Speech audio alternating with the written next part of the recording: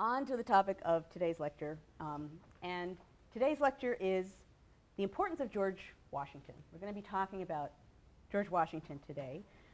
And in a sense, what I'm going to be talking about is exactly what it sounds like I'm going to be talking about, which is looking at what, in a sense, you could call the phenomenon of George Washington, right? His reputation, his exalted reputation, and importance during his lifetime, and some of the reasons why both of those things were true. What is it that he was doing, or what was it about him that made him stand out in the way that he did then, and actually in a sense forever after? But we're going to be looking really during his lifetime, what was it about Washington that made him stand out? And in a sense, this lecture sort of represents a little bit of a turn in this course as a whole, because you'll be getting a sense of Washington today, and that will be important to have sort of under our belts for the next two lectures after this, because then we will actually be looking at fighting, like battles and such. We will actually be looking at how the war was fought in a really literal way. So obviously, I want us all to have a sense of George before we venture off and watch to see what George is doing as the war gets underway. So I've divided that into two lectures. It's Thursday and Tuesday is when we'll be talking about how the war was fought, and then in the end, really, how the war was won. And today is kind of the segue lecture. I also want to mention something, because by dumb luck, it was in the New York Times this morning, and I was reading it, and it's hardly ever do I read the New York Times and say, oh, I must mention that in my American Revolution course. But it happened today. In the arts section, I guess, there's an article on a collection. Did any of you see this? Did any of you happen to look at the New York Times? Nobody. Wow, I feel so informed. There was an article in the arts section on a collection of letters between British military figures and and officials to each other, not back to the officials in London, but the newspaper, the Times, calls them sort of back channel letters from throughout the Revolutionary War. And what's interesting about the letters, it's not new information, but it's sort of wonderfully ground level information. It's all of these people writing to each other from throughout the war in one way or another saying, oh, we're in big trouble. I mean, the British, from very early on in the war, saying, I don't know.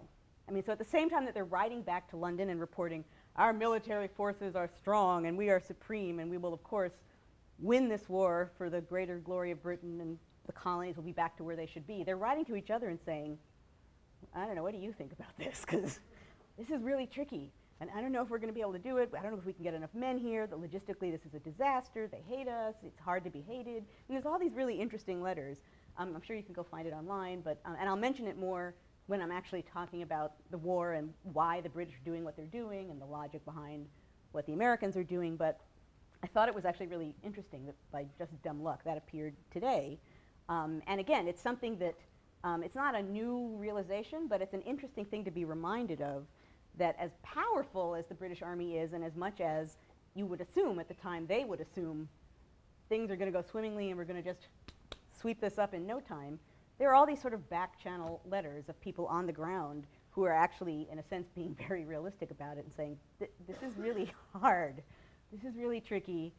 I don't know if this is going to work, throughout the war, and really sometimes sort of bemused and sometimes really depressed tones. But anyway, more on that to come. For now, I want us to turn to George Washington. Now, as a historian, I have to admit that this kind of lecture sometimes might make me nervous, because as a historian, it makes me nervous to declare that one person was crucial. Right? That's the kind of declaration historians don't like to make. They like to say, oh, well, history is complicated, events are complicated, they unfold in complicated ways, and all of that is true.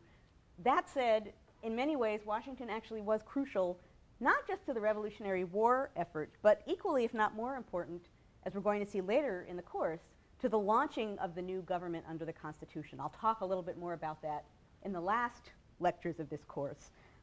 But in one way or another, Washington ends up being really crucial in this period. And one of the central reasons why that's true, and it's a theme I'm going to come back to at a few different points, at a few different ways in the lecture today, it's because people trusted him with power. We're going to look today partly at why they trust him with power.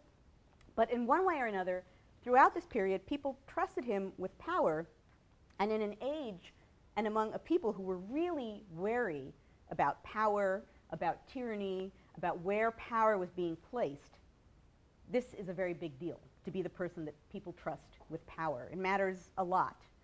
And in a sense, the deployment of power, the holding of power, being entrusted with power is sort of the central, crucial issue with Washington's importance. I think, again, the revolution and the presidency, that's sort of this key thing about him that makes him different. Really, he is in many ways, particularly when he becomes the first president, the only person people could think of trusting in that role of having extreme power. And part of what I'm going to be talking about today is why. Why is that true? Why is he such a trusted character? What did he do to be so trusted? And it's something he's particularly skilled at is not just holding positions of power, but managing to have power while also calming people's fears about what that power might mean. Okay, now, in a sense, when we think about Washington, I always feel he gets sort of gypped in the long realm of history, not because we don't remember him or not because we don't honor George Washington, but because he's sort of a non-person. He's sort of this block of marble who sort of, glides through history. It's like, well, yeah, fought a war, became the president, went home and died. George Washington, the guy, He doesn't get to be a real person. He's just sort of almost a symbol to us, and then I suppose that even at the time, in some ways, as we're going to hear in the end of the lecture, even then, he's a little bit of a symbol. But we don't think of him very often as a person with insecurities and ambitions, as a person with political savvy. He actually was very politically savvy. As a person with specific political ideas and ideals. And we don't tend to even attribute many ideas to him at all. We just think of him as capital L leader. But in fact, he's all of these things. I mean, he is a person and all that that entails. That said, even during his lifetime, he was already being shaped into a legend. Right? The title Father of His Country is a title that was given to him even before the country finally existed. The revolution's not over yet, and some people are calling him Father of His Country. So this happens at a pretty early point to Washington that he ascends into this position. Now, as I'm sure you've gathered by this time in the course, John Adams is a little jealous of other people who appear to be getting the glory, credit, and fame that he thinks he deserves, and not surprisingly, he's a little irked at Washington's incredible sort of renown and status and fame and how beloved he is as it developed between the Revolution and the 1790s. To Adams, Washington is just like so revered. And he writes this letter. I'm going to read a piece of it here. Once again, Benjamin Rush, who keeps appearing and disappearing in this course. He and Adams write these amazing, just in the same way that Jefferson and Adams write amazing letters in their old age, Adams and Rush do the same thing. They write these really great letters to each other. They're published in a book called The Spur of Fame, I think is the name of it. They're really fascinating and really interesting, and this is one of them. And Adams writes it in 1807, so it's a few years after Washington died. He died in 1799. And they're talking about Washington, clearly, in an exchange of letters here. And Adams, clearly one of the things that irks him is that Washington wasn't as book-learned as Adams and many of their contemporaries were, right? He's someone who doesn't have a formal education. He's not thinking about Aristotle. He's not thinking about the things that Adams thinks people should be thinking about if they're great statesmen. So here in this letter, he tries to come up with the top 10 talents that Washington had that made him great, none of them having anything to do with book learning, right? It's like, okay, so if he doesn't have book learning, what are the top 10 talents? David Letterman asked. The top 10 talents of George Washington that made him so great. So this is Adams' description. Talents, you will say. What talents? I answer, number one, a handsome face. That this is a talent I can prove by the authority of 1,000 instances in all ages. Number two, a tall stature. Like the Hebrew sovereign chosen because he was taller by the head than the other Jews. Number three, an elegant form. You can see where this is going. Number four, graceful attitudes and movements. Number five, a large, imposing fortune consisting of a great landed estate left him by his father and brother, and in addition to this, immense tracts of land of his own acquisition. There is nothing except bloody battles and splendid victories to which mankind bowed down with more reverence than to great fortune. Number six, Washington was a Virginian. This is equivalent to 5 talents. Virginian geese are all swans. Not a baron in Scotland is more national. Not a lad upon the highlands is more clannish than every Virginian I have ever known. Number 7, Washington was preceded by favorable anecdotes. The English had used him ill in the expedition of Braddock during the French and Indian War. They had not done justice to his bravery and good counsel. They had exaggerated and misrepresented his defeat, which interested the pride as well as compassion of Americans in his favor. Number 8, he possessed the gift of silence. This, I esteem, as one of the most precious talents. I think that's partly because Adams does not possess the gift of silence. Number 9, he had great self-command. It cost him a great exertion sometimes and a constant constraint, but to preserve so much equanimity as he did required a great capacity. Number 10, whenever he lost his temper, as he did sometimes, either love or fear in those about him induced them to conceal his weakness from the world. Here you see I've made out 10 talents without saying a word about reading, thinking, or writing. Ooh. Thank you, John Adams. Okay, so he's being a little bit snarky in that letter, saying that Washington looked like and behaved like a great leader and was from Virginia, and so he was treated like a great leader. There was actually some truth to what he's saying. I'm going to talk a little bit about that today. And as Adams suggests, it's true that Washington didn't have the same sort of formal education that someone like Jefferson or Madison or even Adams had, but he was more than a man who just looked the part. Now, it is true that in some ways Washington was sort of like any other Virginia gentleman. As Adams says, he's a large landowner. He had inherited his estate, Mount Vernon, from his father and then enlarged it himself. Like a lot of other Virginia gentlemen, he was a skilled horseman, which was very prized skill in Virginia. You probably remember, or maybe you might remember earlier in the course, I talked about William Maclay sitting next to a Virginian at a dinner party and saying that all they talked about was cockfighting and horses and alcohol. Horses are in there in the top 3.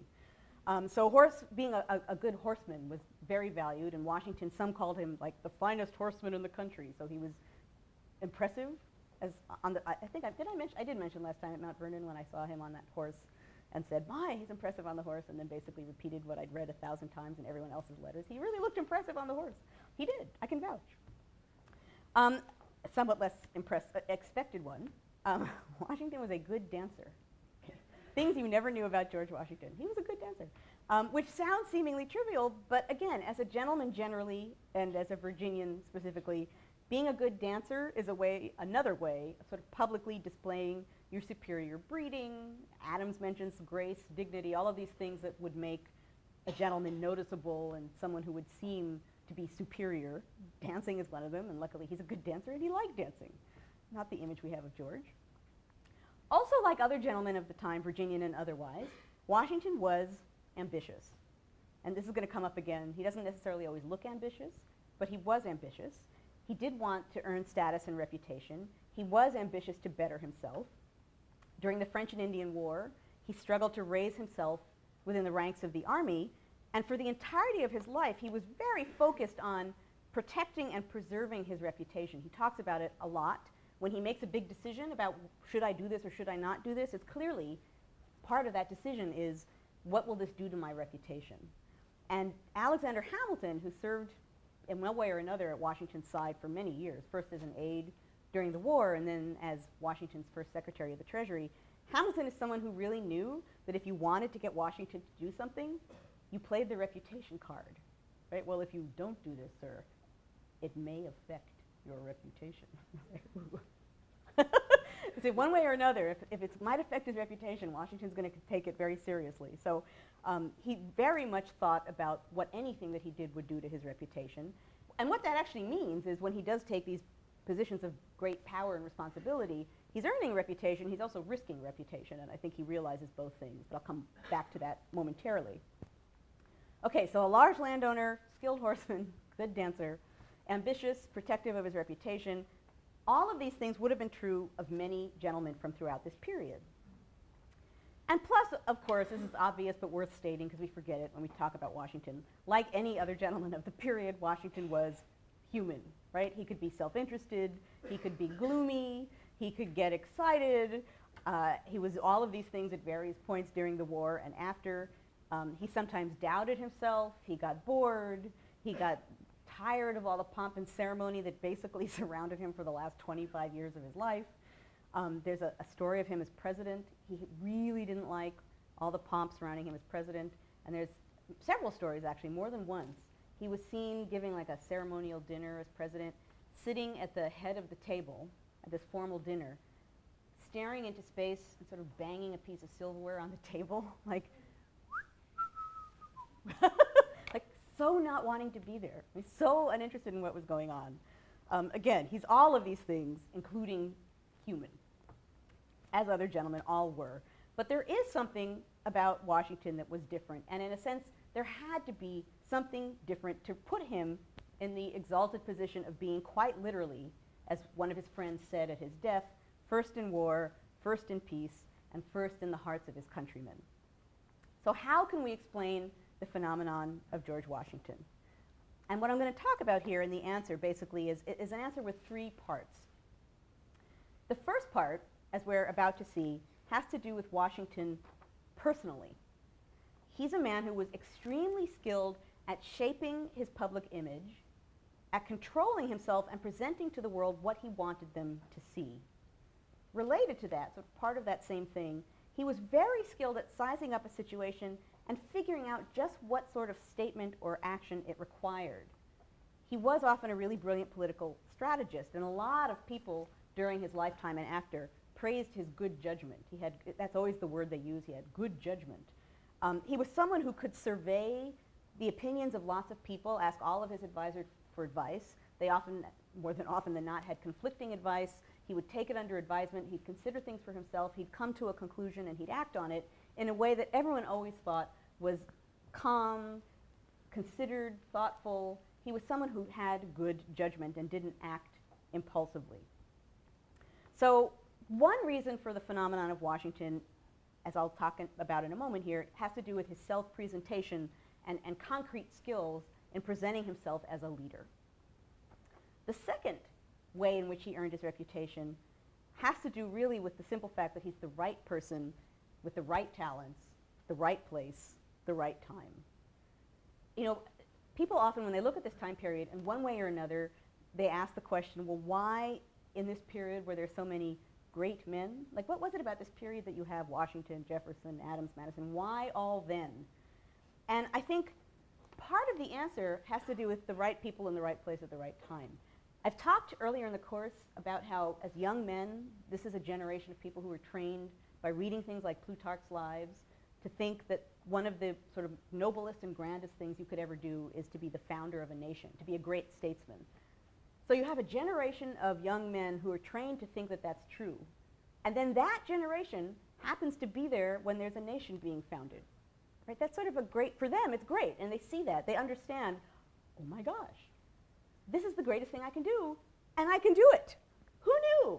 So you have these people who had somewhat limited horizons. You know, maybe they were going to be a lawyer, or they would serve in public service in their own colony, and suddenly the horizon opens and they're able to be nation founders.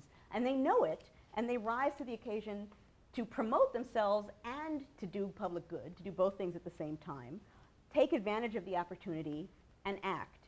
And so it's partly why so many great men, it's partly you have people who understand the significance of what's happening and act in that capacity to do what they've been trained to think is good to do, which is you do great acts of service for your state, you become a great statesman, and you earn immortal fame. So you do great things for your country, and you get to be famous. They both happen sort of at the same time, so it's sort of selfless and self-interested at the same time. So Washington also, like many people in this era, is the right person with the right talents at the right time, but he has very specific talents that are really well suited to this moment in time. And then finally, the third reason for the Washington phenomenon is kind of a combination of the previous two, and that's basically the idea that during the prime years of Washington's life, Americans lost a king and needed some other figure of central importance to fill this vacuum of national leadership. Some other leader who they could honor as sort of the symbolic core of their new nation.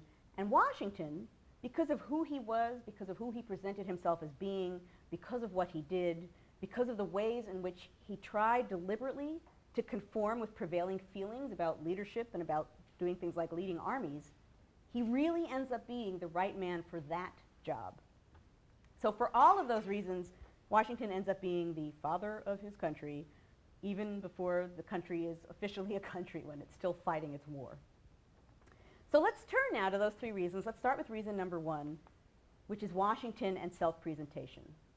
And in a way, this is similar, not only what Adams said, but you'll hear Adams echoed in some of what I'm going to be talking about here. Now, in a general way, this is true, that Washington presented himself well as a leader. And in a general way, by that I mean in a very specific way, he just looked and acted like a commander-in-chief. He was a very tall and imposing physical presence. He's a big man, tall for the time, also just apparently big boned. I mean, he's just a big, imposing figure. Very powerful looking, who also managed to be graceful in his movements, as Adams said. So he's someone who's strong, big, powerful, and also seems in command of himself physically. So he was just imposing to look at. That's a natural gift. But Washington had other much more deliberate self-conscious aspects of his self-presentation as a leader that really served him well.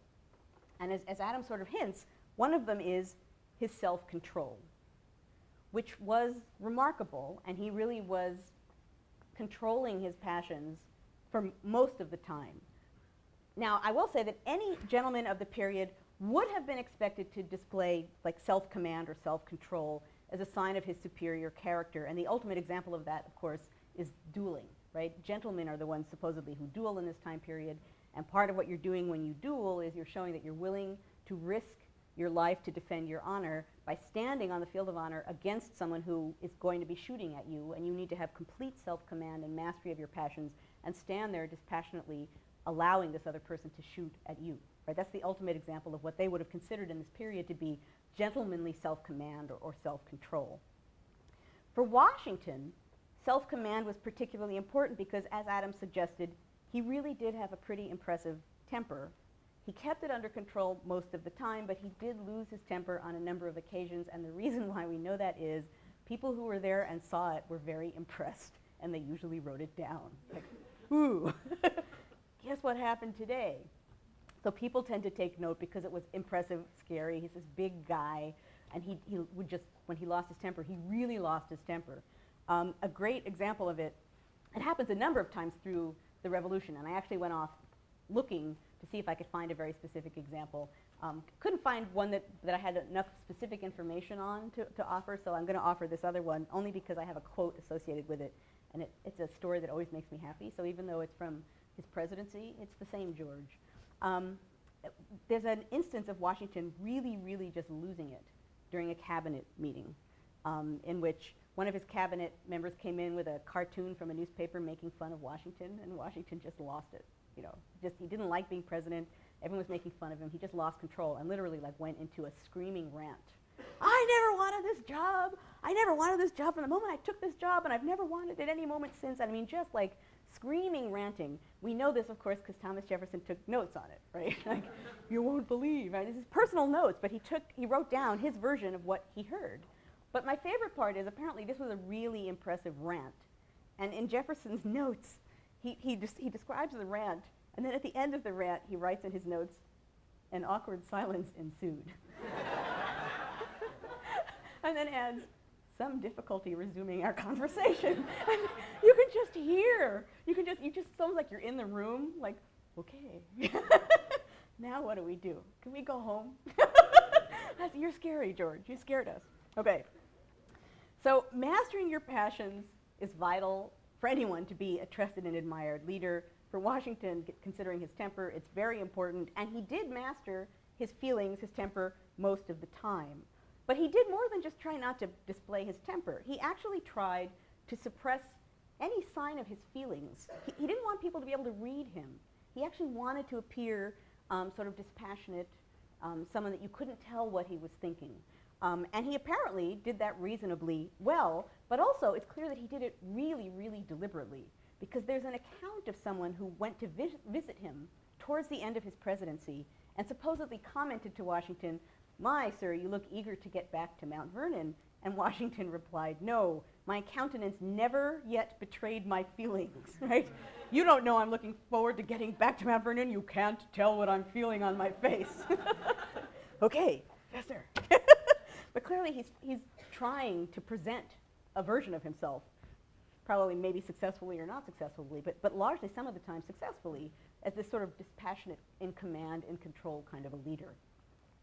He knew how to present and preserve his dignity. And when you join that with his very imposing appearance, his self-command made him a rather intimidating figure. He is someone who many, many people felt intimidated by.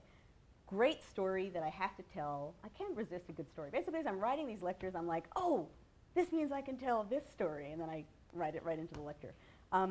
This is just a famous example, or a pseudo example. It may have happened, it may not have happened, but it's a famous story, which I'll tell anyway, with the sort of proviso that maybe it didn't happen, but maybe it did. And it's when he's first president. It's just a great example of how everyone perceived him to be this imposing, scary character. There's some kind of a reception really early on when the government first gets underway, and Washington's there, and Alexander Hamilton is there, and one of Hamilton's friends named Gouverneur Morris is there. And Morris and Hamilton always get each other into trouble because they have the same sense of humor, and they're kind of practical jokers, and it's just a bad thing. If the two of them are together, bad things happen. So this is a great occasion of that, in which Hamilton says to Morris, I'll bet you a dinner. You don't dare go up to Washington and slap him on the back and say, damn good to see you, sir. It's like, you don't dare touch him, right? You go touch him, I'll bet you a dinner. You don't dare, right? Ridiculous. But Morris apparently takes up the bet, goes up to Washington, pats him on the back, damn good to see you, General, and later reports the look that he got from Washington at imposing in this way. He said he just wanted the floor to open up so that he could just go through, like, poof, I'm gone. And he supposedly went back to Hamilton and said, yeah, I won the bet. Not worth it. Really not worth it. He's just this imposing figure. During the war, on many occasions, he actually really had to be an imposing figure, not just for reasons of concrete military success, which is true, he did for that reason, but also because he individually personified the revolutionary cause in many ways, including to the British, not just to his own men, but to the British as well, to British military authorities. He had to be imposing enough to command respect from people who were not necessarily prepared to see him as the commanding general of a real army. And as an example of this, one of the sort of war games that the British occasionally deployed against Washington was to address things to him in writing by a civilian title, to George Washington Esquire, rather than General George Washington, right? Doing that really deliberately. Yeah, okay, we're going to be respectful, George Washington Esquire, but you're not really a general and it's not a real army, is the implication. So on one occasion, British General Howe addresses a letter to Washington, George Washington Esquire. Washington sees this, gets the letter, and refuses to accept it and sends it back. It's not addressed to me. Okay, so then Howe readdresses it, and this time he says, to George Washington Esquire, et cetera, et cetera. Yeah. This gets sent along with an aide back to Washington. And Washington the aide assures Washington that, quote, the et cetera, implied everything that ought to follow, right? He may not have said General Washington, but the et cetera means he was thinking it. That's pretty feeble. Washington says it's true that et cetera, implied everything, and they also implied anything. And he refuses to accept it again. Right? This is not addressed to me. And he sends it back, which takes some fortitude to be sort of standing there handing back this piece of paper multiple times to this person, this aide to General Howe. Supposedly, someone who was there said that the aide had, quote, a pleasing confusion on him the whole time, right? He just didn't know what to do, because he just didn't expect to confront this figure who would just stand there and say, no, you don't respect me, I don't accept it. Now what are you going to do? So it completely put him on the defensive, this poor British aide, and he had to sort of go back and sort of figure out what to do so that they could address him in some way that he would actually read the letter. He had to be someone who could maintain his dignity and maintain his position, not just to command an army, but also to command the respect of the enemy. So clearly, he's an imposing figure, and he had to be. But there's an important point to make here, and that is Washington combined that imposing demeanor with something that was equally, if not more important for him to display as a leader in the new nation, and as particularly a military leader in the new nation. And that is that he had a modest demeanor. He was imposing, but he did not look like someone who was grasping for power. He knew how to display himself to his best advantage, but he wasn't all pomp and show and display. He was the opposite. He was modest, he was cool, he was reserved. And this was really important in the new American nation for some very good reasons, which had to do with distrust of power. In many ways, as we've seen in this course so far, the events leading up to the revolution had confirmed Americans' worst fears about tyranny and power. To Americans, first Parliament and then the king had become tyrannical and had used their power to destroy the liberties of American colonists. So now, enter George Washington, who's given command of the American army. And as we've already seen and discussed in the course, one of the most obvious and deadly tools of tyranny is a standing army. And history had plenty examples of what happens when the wrong man gets control of an army. And of course, the most famous example would be Julius Caesar. And in Caesar, you have this brilliant warrior whose army was loyal to him and not to the Roman state. And eventually, Caesar took his army, marched on Rome, seized power, basically destroyed the Roman Republic, and installed himself as emperor. That's not ancient history to Americans or to anyone in the period. That's a lesson. That's a warning. Look at what happens when ambitious men get military power. You get dictatorship. You get tyranny. You get all of the things that Americans certainly are afraid might happen. And things are in flux. They might happen. So here we have Washington taking command of an organized, or I suppose you could say semi-organized, army. Frightening concept, and certainly a really tricky situation for the person taking command of an army in that kind of an atmosphere. So creating a small r Republican army is a tricky thing. That kind of an army, it has to be disciplined, but it can't seem like this polished professional fighting force, because that moves off into the territory of, wait a minute, is it detached from the state? I mean, what is this? Is this some private Washington army? It has to seem able to be sort of submissive to the state and yet able to fight and defend. It has to be a really careful balance between having power but not having too much power, being able to do what it's supposed to do but not being able seemingly to do it without any other authority of any kind. And this is Washington's task. He has to create this really difficult to define thing, a Republican army.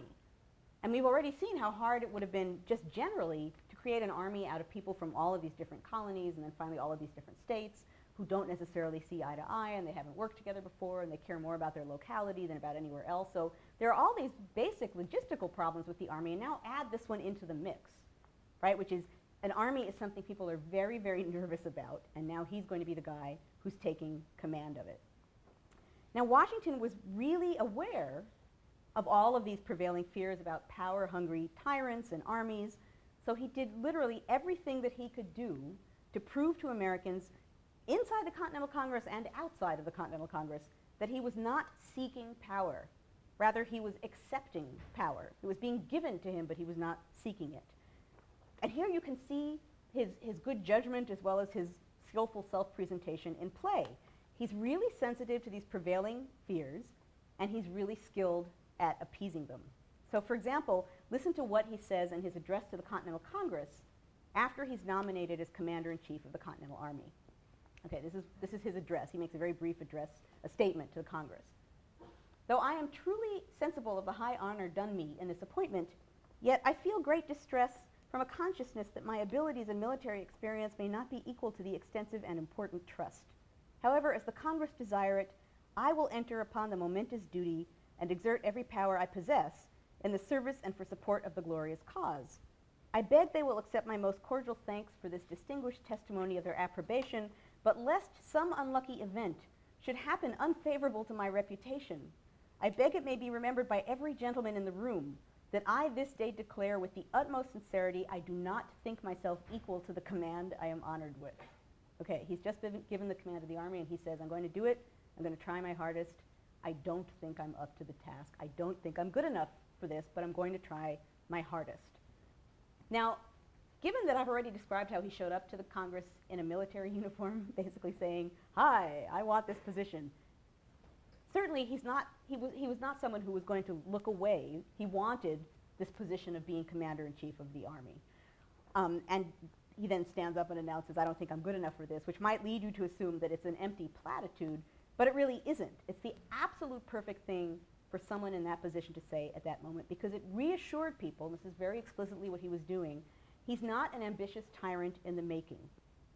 And it did contain some truth, because the fact of the matter is he wanted the position, and he was honestly fearful. You heard him say that if some bad thing happens to my reputation, right, his reputation, he does truly fear that maybe he isn't up to the task. This seems pretty enormous, and who knows what's going to happen. So he's also expressing a sincere concern, a sincere fear. In that same statement to Congress, he goes on to do brilliant thing number 2. Again, another example of his good judgment. He announces that he will serve without pay as proof that he does not want to make any kind of profit from his service, that he wants no financial benefit for what he's doing for his country. Again, really brilliant thing to do. Now, of course, he also says he's going to keep an exact account of his expenses, right? He doesn't want to get a salary, but he will charge Congress for his expenses.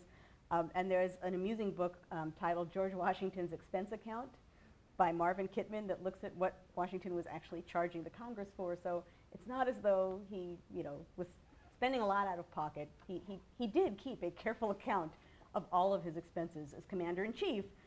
But again, that's a pretty significant statement to make. People noticed it at the time and commented on it and saw it, the symbolism in it and the meaning of it, and commented just in the way that he would have hoped people would have done. I mean, he really wanted to make a certain impact, and he did.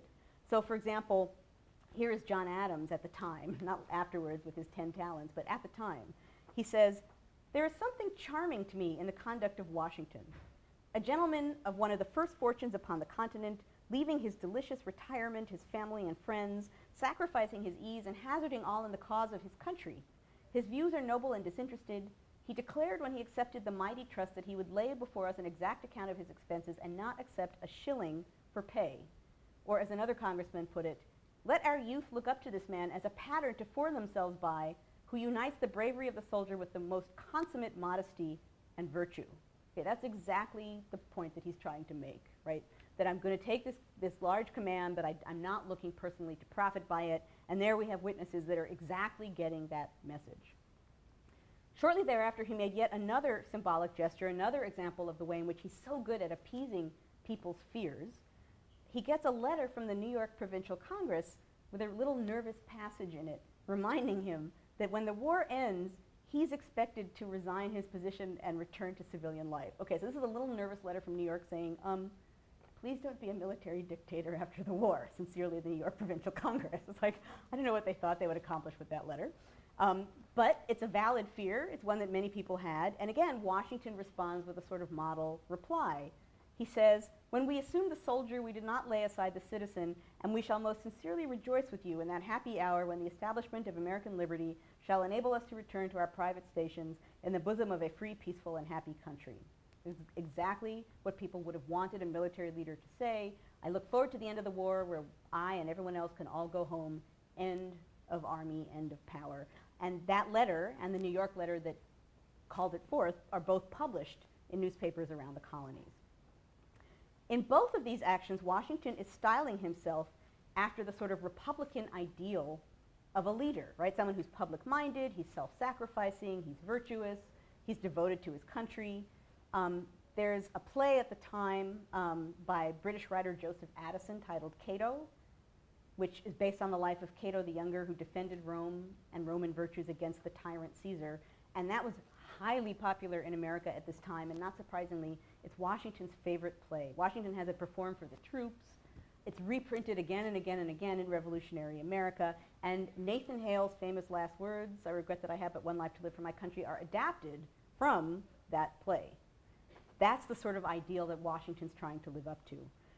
And any wise man assuming a position of leadership, and particularly military leadership, would have done the same thing. Modesty, self-sacrifice, not lusting for power. The best way to be trusted and beloved as a leader was to modestly surrender power again and again, and people would then be sure to come back and offer you more. Now, it's worth mentioning at this point that maybe the most famous thing that Washington ever did is right along these lines. The most famous thing that he did at the time is at the close of the war is over, he has won, he has an army at his command, and what does he do? He resigns his commission and goes home. Period. that was literally world-shaking in its impact. It is not what people thought would happen at the end of the war. You have a victorious general and an army. People assumed what happens now is that that victorious general takes power. Washington literally just said, thank you very much, and went back to Mount Vernon. End of story. It was noticed the world over. It had such an impact. It literally ensured that Washington would be the one man most trusted with power forever after, because he had given that supreme example of giving it up. He had said at the moment where everyone expected him to keep it, no, I'm giving it right back. That's why he ends up being the one guy who could have been president, because he proved to Americans at the time the ultimate way possible he was not hungry for power. Supposedly at the time, when King George heard that this is what was going to happen, that Washington was just going to resign and go home, supposedly his response was that if Washington did do that, quote, he would be the greatest man in the world. That's the king saying, the impact of that will be enormous. If he's actually going to do that, the king doesn't even really believe he will, but if he actually does that, that's an incredible act. He will be the greatest man in the world. So one historian has said, basically, George Washington was a virtuoso of resignations.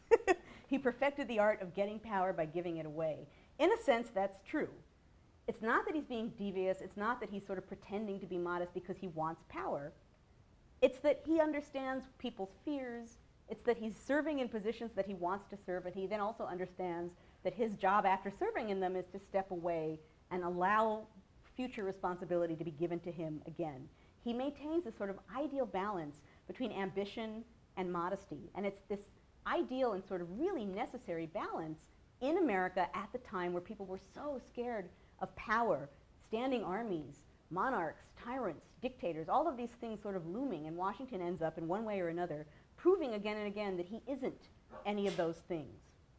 And as for all of these reasons, why, when King George III finally is let go of, right? I've talked in the past about how Americans first are upset with Parliament, and then finally they're upset with the king, and it's a slow process of Americans sort of divorcing themselves from their love and loyalty for England. When they finally let go of the king, it makes sense, given everything that I've just said, that Washington is the logical person who fills that vacuum of the sort of symbolic leader who's going to represent America, who's going to be the sort of core symbolic leader of America. Very early on in the war, people begin to substitute George Washington for King George in ceremonies and rituals. As early as 1778, Washington is called the father of his country. Washington's birthday, and not the king's, is celebrated as early as 1779. So literally, he's just being substituted right in. It's like, well, we lost that symbolic figure. Here's a new George. We'll just put him right in. We have a new leader, and he's virtuous, and he's not ambitious, and he's a good Republican leader, so we can actually celebrate him, and we want him to be a sort of symbolic center of the American cause. Okay, so I have 2 minutes to conclude here. What have we seen today? We've certainly seen how Washington looked and acted the part of the ideal Republican leader. We've seen how and why this was so important to Americans in revolutionary and early national America. They had really good reasons to be scared, suspicious about power and who had it. And Washington proved again and again he was the ideal person to trust with power. He understood prevailing fears. He addressed himself to calming those fears in sincere ways, in his manner, in his actions, in his self-presentation, yet also managing to remain an imposing leader throughout. It was a really difficult balance, I think, for anyone to maintain, and in many ways, it's why he really is the right man with the right skills in the right place at the right time. He's a guy who manages to maintain that difficult balance, to command an army, to sort of be a symbolic center of a new nation, to allow for the fact that he's ambitious, but to not seem too ambitious, to not seem desirous of power. It's a really, really tricky thing to carry off, and Washington actually did, which is kind of remarkable. And granted, there are moments probably when he did it better than others, but in the end, it's his ability to maintain that kind of balance that made him the perfect figure for that moment in time and for serving the role that he served in the Revolution. Okay, on that, I will conclude. We will move on Thursday to watching Washington in action as we begin to look at how the war is unfolding on the field of battle.